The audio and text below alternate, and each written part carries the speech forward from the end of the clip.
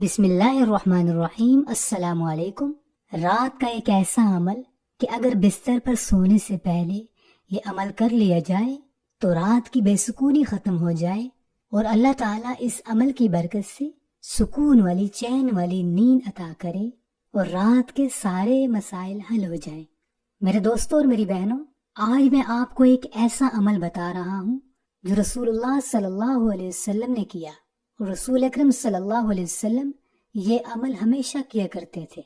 حضرت عائشہ رضی اللہ عنہ فرماتی ہیں کہ رسول اللہ صلی اللہ علیہ وسلم جب بھی رات کے وقت بستر پر آتے تو اپنی ہتھیلیوں کو ملا کر ان میں پھونکتے اور سورہ قل هو اللہ احد پڑھتے، سورہ قل اعوذ برب الفلق اور سورہ قل اعوذ برب الناس پڑھتے، اور پھر اس کے بعد حضور صلی اللہ علیہ وسلم اپنی دونوں ہتھیلیوں کو جہاں تک ہو سکتا اپنے جسم پر ملتے تھے۔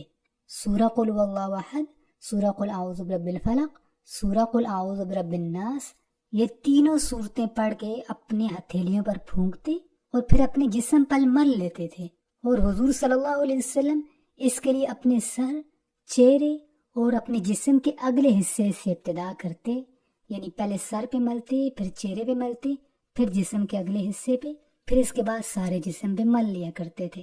اور حضور صلی اللہ علیہ وسلم یہ عمل 3 مرتبہ کرتے تھے۔ اللہ تعالی ہم سب سے راضی ہو جائے، آمین۔